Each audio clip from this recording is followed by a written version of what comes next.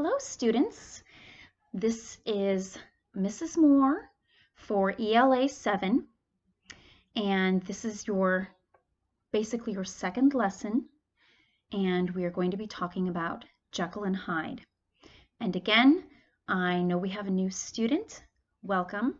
And I know all of you may not have your books, and maybe you all weren't able to get to the library or a bookstore or to use a Kindle. Maybe you don't have a Kindle to download a copy of the book, or you don't have a copy at home. Excuse me. And that is fine. That is absolutely fine. I'm just going to recap, and then I'm going to read to you, because I truly think I'll be like your audiobook. And again, I told you I have some puppets.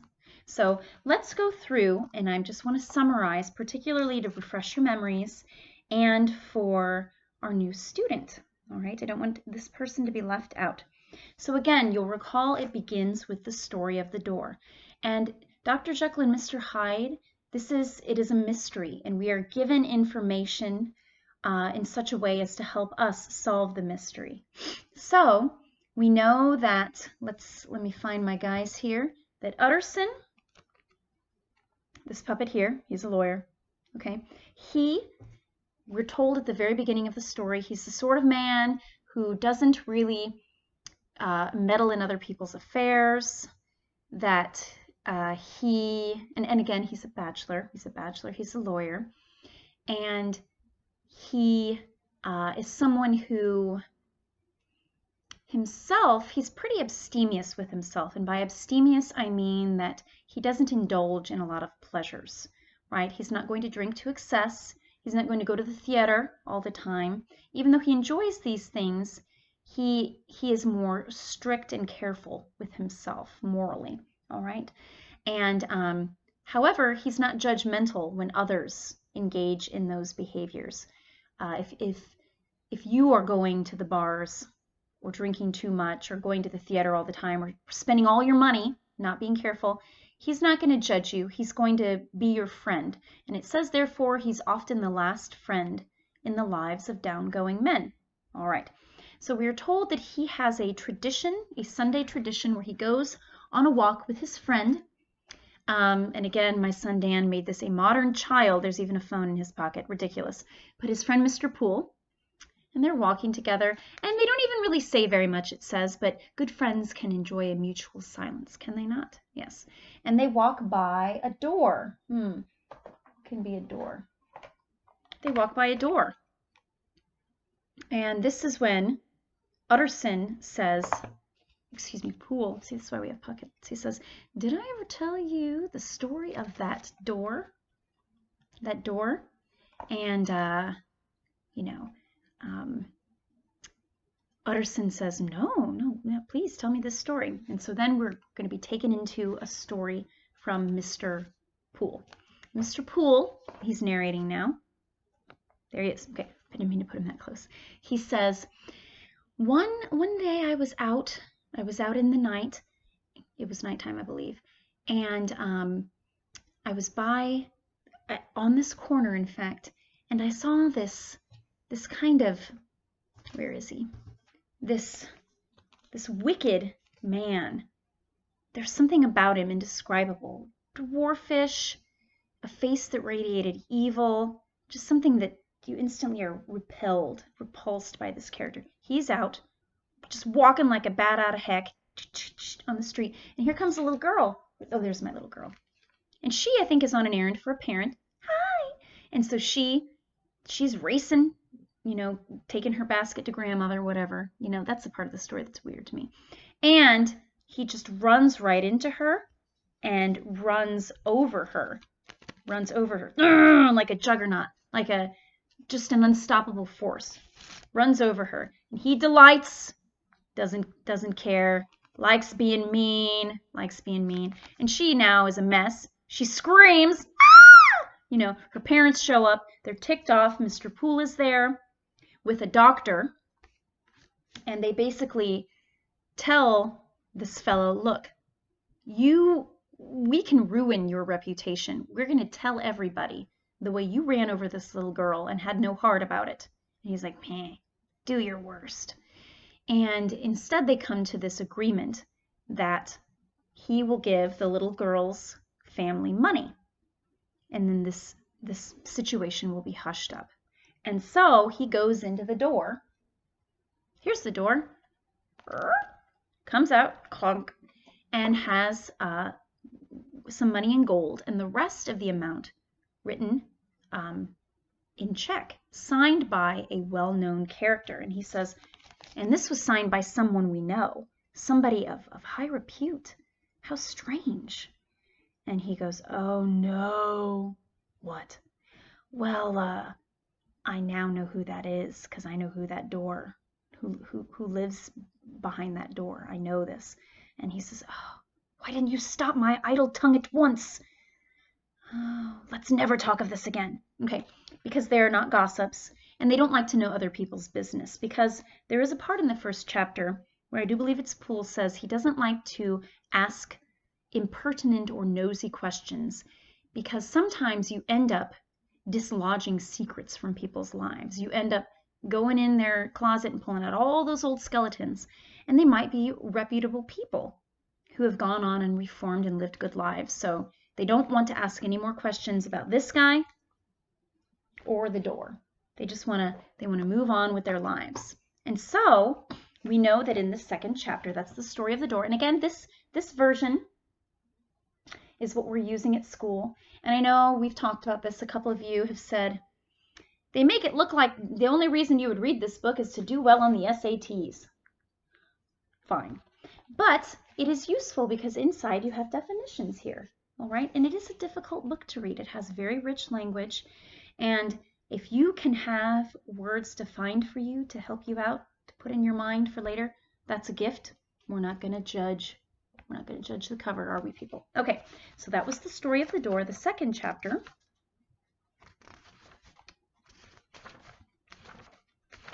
Let's see.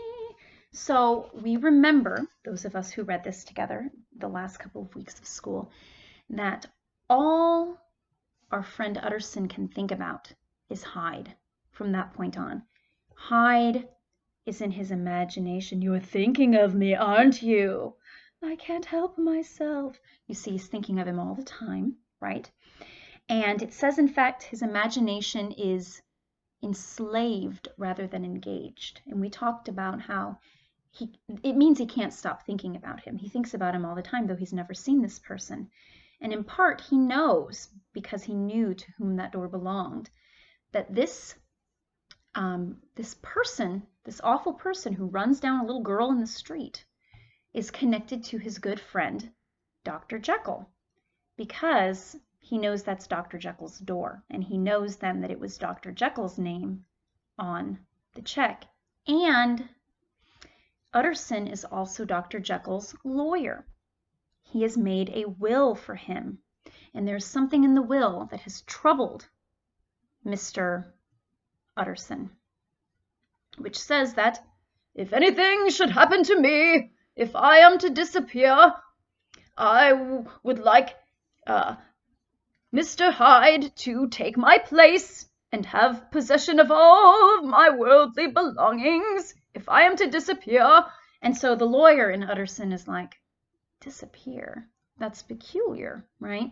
And why on earth would, he leave all his stuff to this creep? And then he begins to think, oh, maybe when Dr. Hyde, look at him, you just trust him, right? You'd let him be your dog sitter. You'd let him babysit your baby. Yeah, okay. You'd let him, yeah, he's a trustworthy guy, not too exciting either, kind of boring looking, right?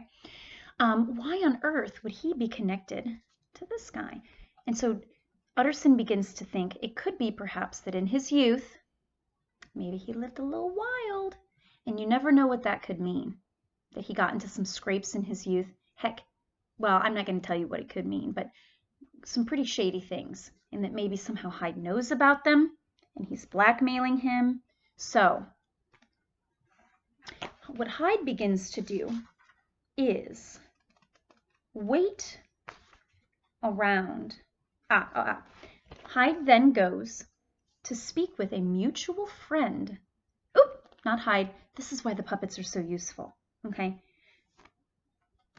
Utterson goes to speak with a mutual friend of his and Jekyll's, and that is Dr. Lanyon. Okay, see Dr. Lanyon?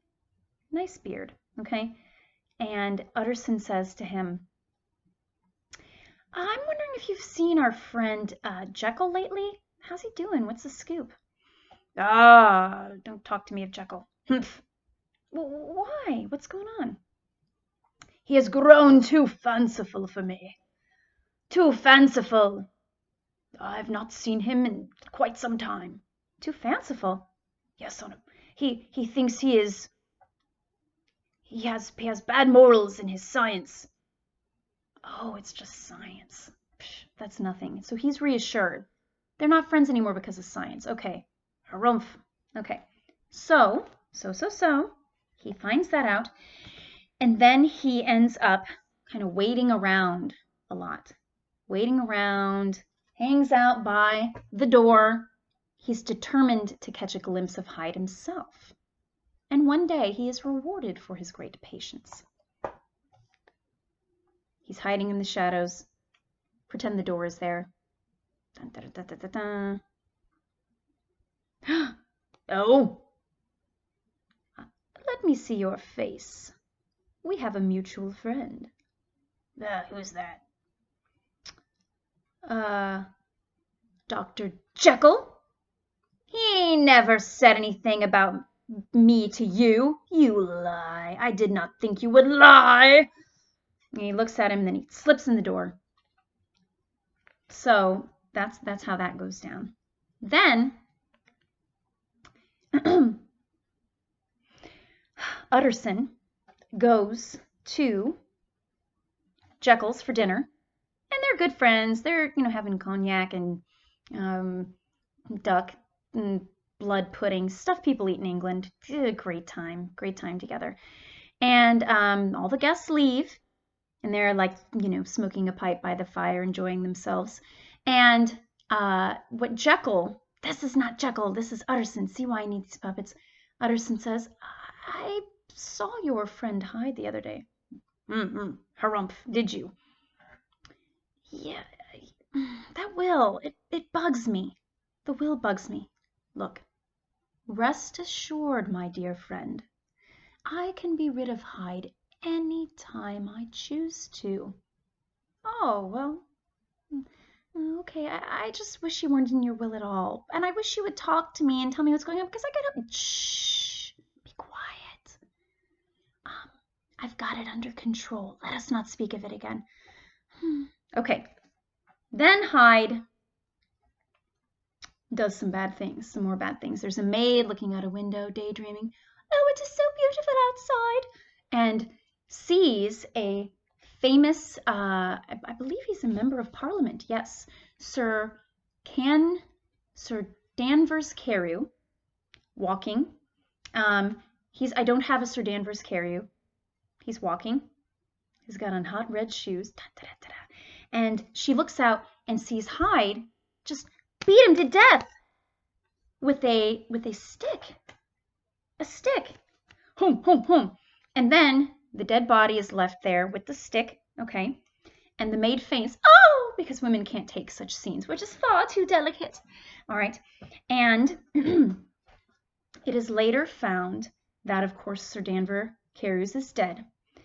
And the stick that the beating was done with, Utterson recognizes it because he gave it as a gift to his friend Jekyll.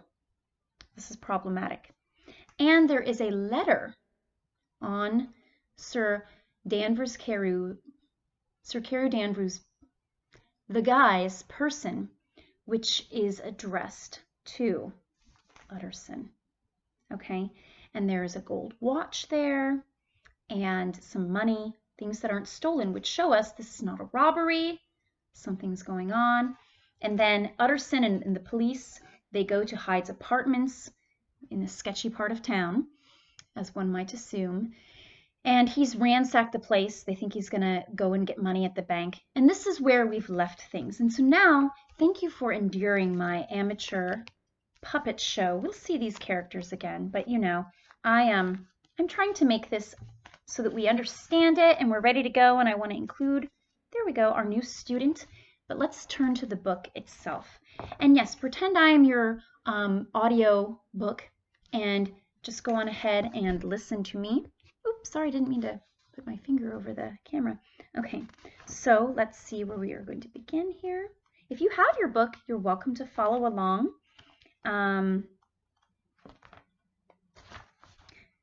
dun da da dun da da dun da da da da. Is this it?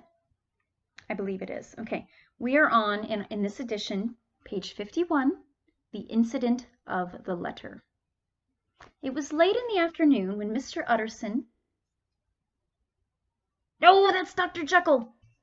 Whew. When Mr. Utterson, the lawyer, found his way to Dr. Jekyll's door. So he's going over there, where he was at once admitted by his butler, whose name is Poole, and carried down by the kitchen offices and across a yard, which had once been a garden, to the building which was indifferently known as the laboratory or the dissecting room. So they go through the house, through like a courtyard, into those back rooms. And those back rooms, that's where the door is, where the incident happened, where Hyde has the freedom to come and go.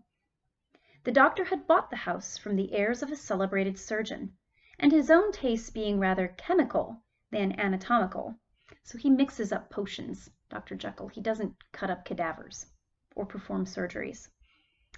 He had changed the destination of the block at the bottom of the garden.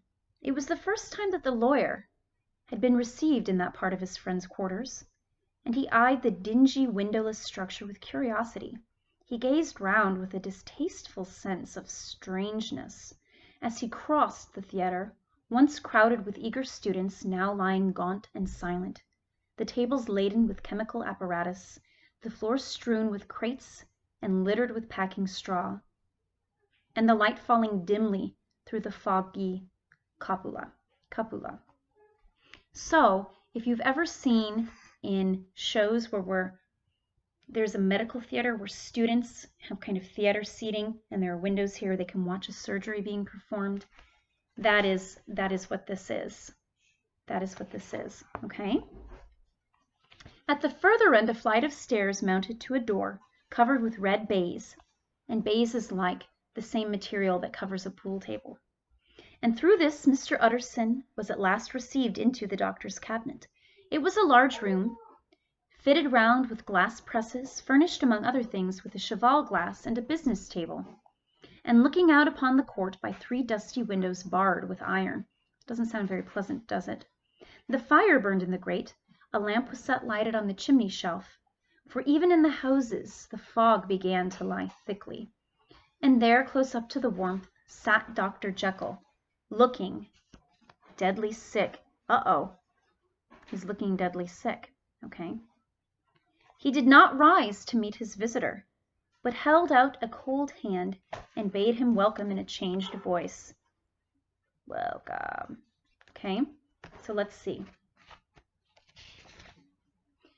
And now, said Utterson as soon as Poole had left them, have you heard the news? The doctor shuddered. They were crying it in the square, and this is regarding that murder. And I heard them in my dining room. One word, said the lawyer. Carew was my client, but so are you, and I want to know what I am doing. You have not been mad enough to hide this fellow, and he's speaking of Hyde. You know, are you hiding this murder suspect in your home? Utterson, I swear to God, cried the doctor, I will never set eyes on him again. I bid my honor to you that I am done with him in this world. It is all at an end. And indeed he does not want my help. You do not know him as I do. He is safe. He is quite safe. Mark my words. He will never be more heard of. The lawyer listened gloomily. He did not like his friend's feverish manner. You seem pretty sure of him, said he, and for your sake I hope you may be right. If it comes to a trial, your name might appear. I am quite sure of him, replied Jekyll.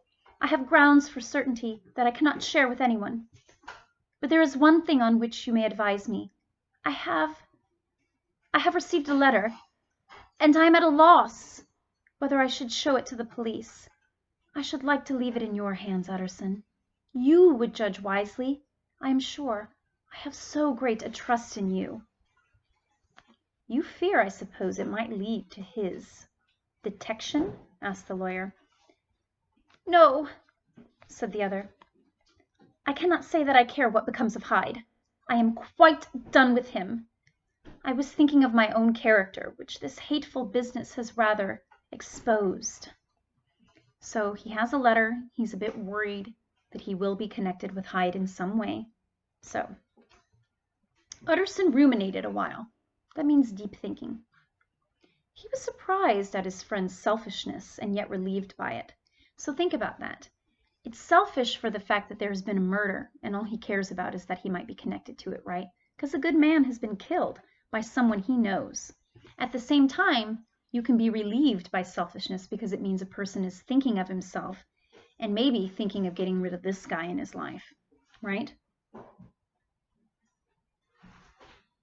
"Well," said he at last, "let me see the letter." The letter was written in an odd upright hand and signed Edward Hyde. And it signified briefly enough that the writer's benefactor, Dr. Jekyll, whom he had long so unworthily paid for 1,000 generosities, need labor under no alarm for his safety, as he had means of escape on which he placed a sure dependence. Okay, so understand the letter is basically to Jekyll from Hyde, in which Hyde is saying, "I am leaving, I'm hiding, you have been good to me, Mr. Jekyll has been good to me, but you need not worry that don't worry that I'm going to hurt anyone else. I've hidden myself away." That's the import of the letter. The lawyer liked the letter well enough. It put a better color on the intimacy than he had looked for, and he blamed himself for some of his past suspicions. So remember that Utterson had been thinking that maybe Jekyll was wild in his youth. Yeehaw! Wild! Okay? And that this is how they knew each other, through wildness or blackmail. But now it looks as if somehow they are merely friends and that Jekyll was trying to somehow help Mr. Hyde. So Utterson feels a little bit guilty for thinking that his friend lived a wild life in his past. Okay? "Have you the envelope?" he asked. "I burned it," replied Jekyll, "before I thought what I was about. But it bore no postmark. The note was handed in. So, again, it hasn't been mailed. It was slid under the door." "Shall I keep this and sleep upon it?" asked Utterson. "I wish you to judge for me entirely," was the reply. "I have lost confidence in myself." "Well, I shall consider," returned the lawyer. And now one word more. It was Hyde who dictated the terms in your will about that disappearance. The doctor seemed seized with a qualm of faintness. He shut his mouth tight and nodded. "I knew it. He meant to murder you. You have had a fine escape." "I have had what is far more to the purpose," returned the doctor solemnly. So he's very serious here. "I have had a lesson. Oh God, Utterson, the lesson I have had!" And he covers his face with his hands. So, again, this is a mystery. We don't know what is going on, but we just take the clues here. On his way out, the lawyer stopped and had a word or two with Poole. "By the by," said he, and Poole is the manservant, the butler. "There was a letter handed in today. What was the messenger like?" But Poole was positive nothing had come except by post. "Only circulars by that," he added. "So advertisements, what your parents call junk mail." He's like, "No, I don't know about any letter being slipped by." The news sent the visitor off with fears renewed. So think about that. If no one slid the note under the door, where might it have come from? Inside the house. So now, of course, we see that Utterson is concerned that Jekyll is actually hiding Hyde. Okay. Plainly, the letter had come by the laboratory door. Possibly, indeed, it had been written in the cabinet, and if that were so, it must be differently judged and handled with more caution. The newsboys, as he went, were crying themselves hoarse along the footways. "Special edition! Shocking murder of an MP!" So they're talking about Carew's murder. That was the funeral oration of one friend and client, and he could not help a certain apprehension lest the good name of another should be sucked down into the eddy of the scandal. So the death of one friend is a scandal, and he will be connected somehow, Utterson fears. It was at least a ticklish decision that he had to make, and, self-reliant as he was by habit, he began to cherish a longing for advice. It was not to be had directly, but perhaps he thought it might be fished for. So he's been given the letter, and he wants to talk it over with someone intelligent that he respects. So presently after, he sat down on one side of his own hearth, with Mr. Guest, his head clerk, upon the other, and midway between, at a nicely calculated distance from the fire, with a bottle of a particular old wine that had long dwelt unsunned in the foundations of his house, they spoke.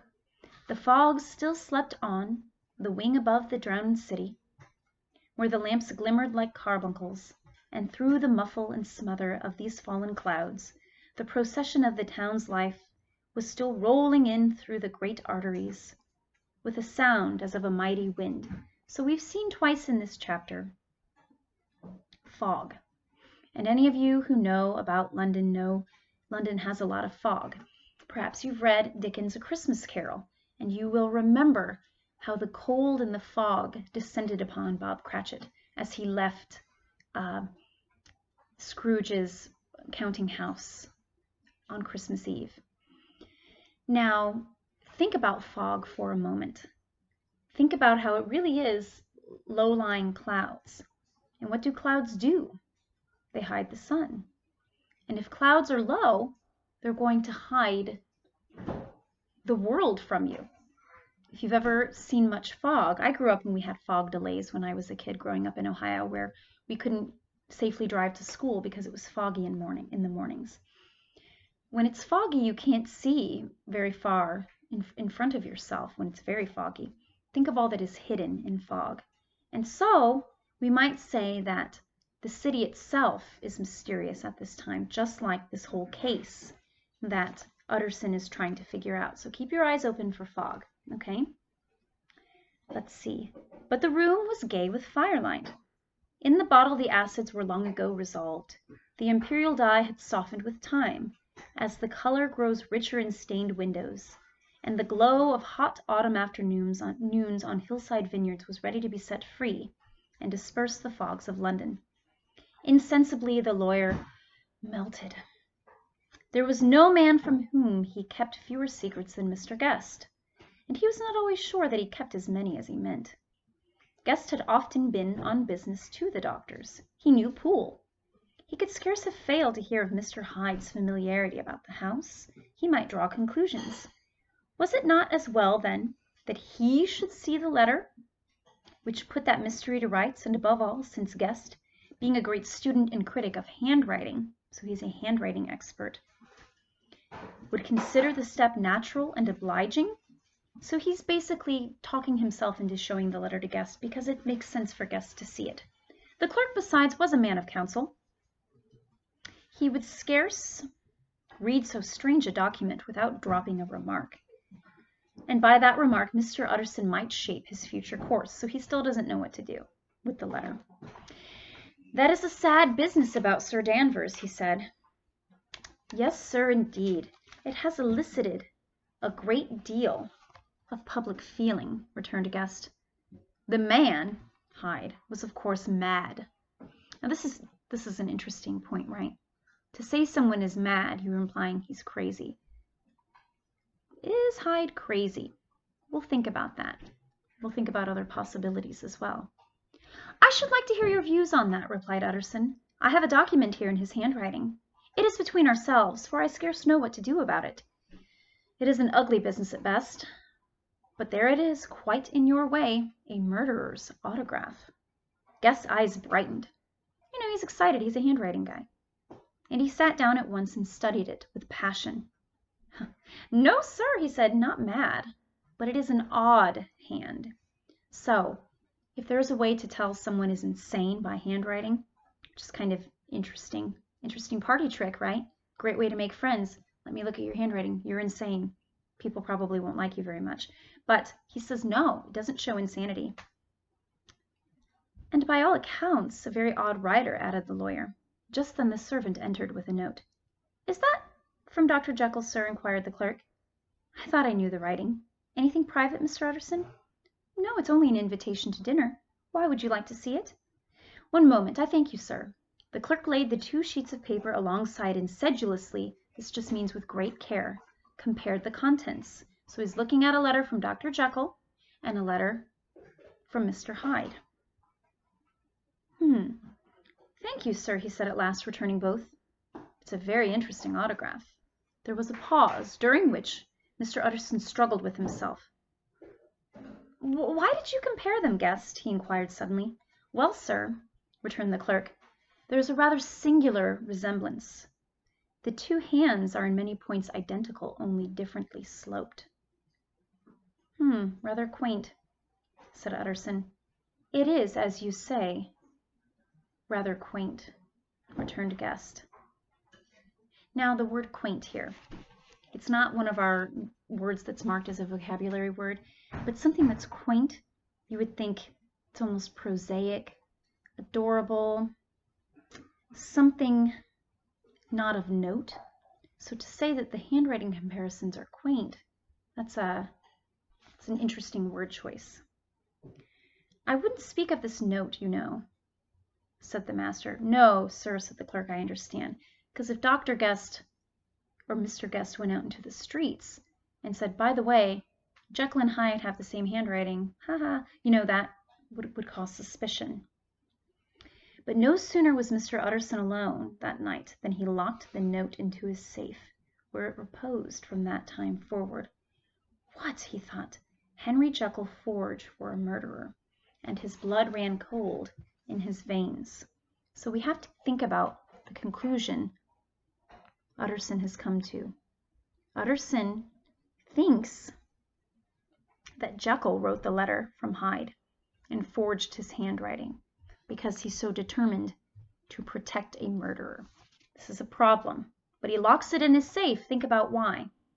He's not ready to condemn his friend yet. He needs more evidence. So that is all we're going to talk about today. Students, I'm going to attach along with this some questions similar to the questions I would give you for Call of the Wild when you would come into class, basically to make sure that you're watching this, that you're paying attention, and also to help you organize your thoughts. Sometimes we can hear things and forget them. Alas, I know. But if you're doing some writing while you're listening, it's going to help you a great deal. So until next time, toodaloo.